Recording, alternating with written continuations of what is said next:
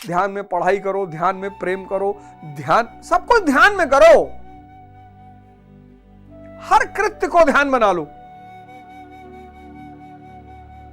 खेलने को ध्यान बना लो, सारे कृत्य को ध्यान बना लो।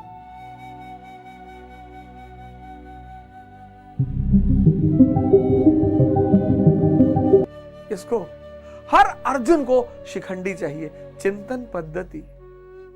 गौर से हर चीज को देखिए, ध्यान लगाइए, जोड़ने की कोशिश करिए, भागिए मत, रुकिए। और जब भी मौका मिले आश्रम चले जाया करिए। वहां बाबा लोग, मैं बार बार आपसे कहता हूं, बाबा लोग गुस्सा रहते हैं, नाराज है, ऐसा नहीं है। उनकी भी आवश्यकता है। दया बिना संत कसाई, और दया करे तो आफत आई। आप जाओगे उनसे उल्टी सीधी बात करोगे। अगर आप उनसे शास्त्र की चर्चा करो, कुछ सिद्धांत की बातें करो, तब तो आपसे बहुत प्यार से व्यवहार करेंगे वो। आप प्रोटोकॉल लगा दोगे, आप बता दोगे हम फलाने के बेटे हैं, आप कह दोगे हम फलाने पद पे हैं, बस यही लिए वो लोग दूरी बनाए रहते हैं कि आ गए दुर्योधन वाले। 50 लोग दुर्योधन लेके पहुंच जाएंगे, क्योंकि अगर ऐसा नहीं हुआ तो जो तीसरा चरण है वृद्धावस्था, वृद्धावस्था, अगर यहां दुर्योधन बहुत मजबूत हो गया, दुर्योधन अति मजबूत, अति, और काया काशी कमजोर हो जाएगी, इंद्रिय सुख खत्म हो जाएगा, बस यही नर्क हो जाएगा। यही है नर्क कि 70 साल की उम्र में कर कुछ नहीं सकते, तमन्ना सारी है, तमन्ना सारी बची है और ताकत है ही नहीं। तब इससे क्या होगा? तमन्ना सारी बची है और ताकत है ही नहीं, इससे क्या होगा? फ्रस्ट्रेशन पैदा हो जाएगा। यही फ्रस्ट्रेशन अगर 70 से 90 तक जिंदा रहना पड़ा, बस वही नरक है।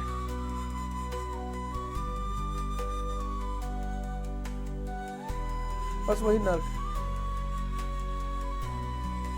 और वृद्धा अवस्था अगर बीमारियों से मुक्त है, बस वही स्वर्ग है। स्वर्ग और नरक काशी में ही घटता है।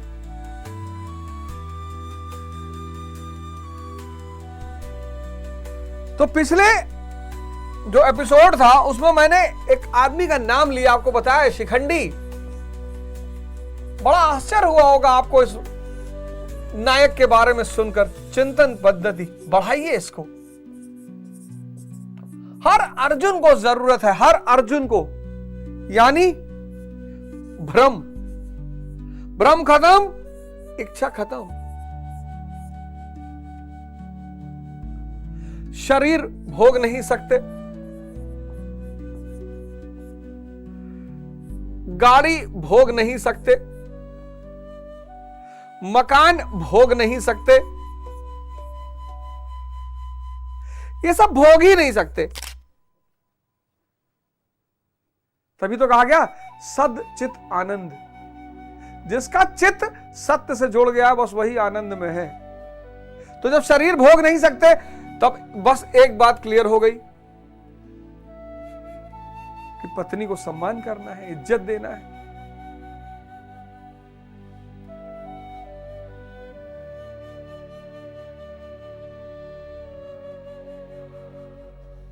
अब जिंदगी किस पे आ जाएगी? जरूरतों पे। जीवन जरूरतों पे आ जाएगा, और जब जीवन जरूरतों पे आ जाएगा आसान हो जाएगा, आनंद हो जाएगा। इच्छा खत्म, मन बाहर भागना खत्म। लेकिन पहले भ्रम खत्म करना पड़ेगा, पहले भ्रम करना पड़ेगा। और भ्रम कैसे खत्म होगा? चिंतन पद्धति से। दुनिया में एक बड़ी फेमस औरत रही, क्लियोपैट्रा, मिस्र की महारानी रही। उस एकमात्र सबूत है, ऐसे बड़े सारे घटनाएं हुई होंगी, एकमात्र जबरदस्त सबूत है कि उसके मरने के बाद, वो इतनी सुंदर थी कि उसके मरने के बाद उसके शरीर से बलात्कार किया गया, उसको भोगने की कोशिश की गई। शरीर भोग नहीं पाएगा, कोई नहीं पाएगा भोग, कोई पाया ही नहीं। कोई राजा महाराजा आज तक संतुष्ट मरा ही। ये क्या बात है, ये सन्यासी साधु महात्मा समाधि ले लेते हैं, हम जा रहे हैं, क्यों इतने मस्त हैं? ये हमारे गुरु महाराज अलगानंद महाराज, उनके गुरु भाई दारकुंडी महाराज, फिर ऐसे न जाने कितने महाराज जी लोग, ये सब क्यों मस्त हैं? इन्होंने दुर्योधन को देख लिया और दुर्योधन को इन्होंने क्या किया है? धनंजय में परिवर्तित कर दिया है। आत्मिक संपत्ति, दूषित धन को आत्मिक संपत्ति से कब्जा कर लिया है। और इन सब के पास आश्रम में एक कृष्ण है।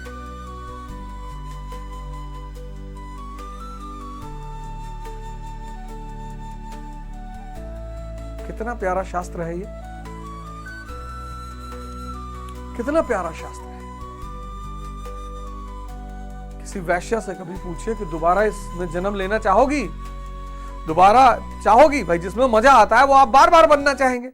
किसी वैश्या से पूछिए कि दोबारा चाहिए, कि वो तो दिन भर रति कर रही है, दिन भर सेक्स कर रही है, उससे पूछिए।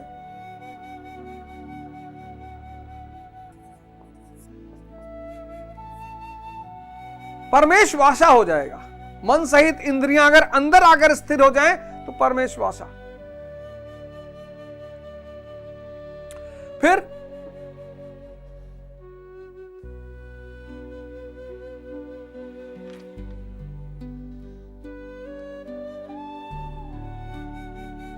इस काशी को शिखंडी रूपी महारथी का सहारा, शिखंडी यानी चिंतन पद्धति। काशी को क्या चाहिए? चिंतन पद्धति। हर अर्जुन की जरूरत है। फिर अचल मन, विराट दृष्टि,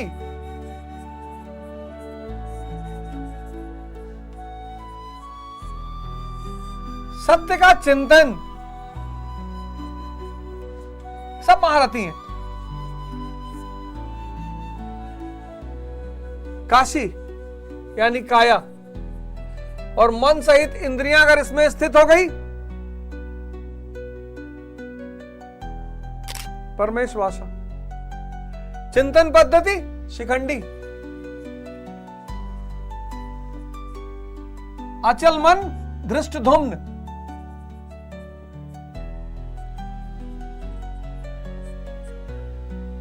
विराट सात्विक,